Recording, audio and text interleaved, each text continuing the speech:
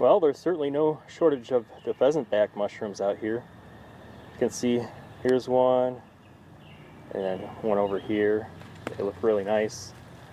And then just looking around here in the distance,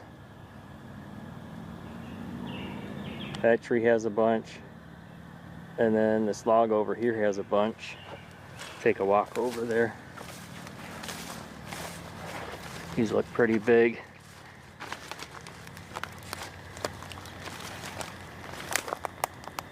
Yeah, this, look how big that one is down there. It's got to be about 12 inches across. And this one looks like it has a bite out of it.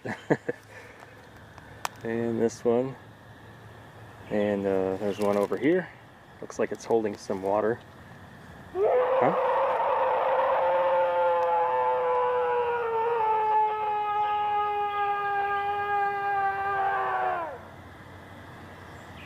I think it's time to go.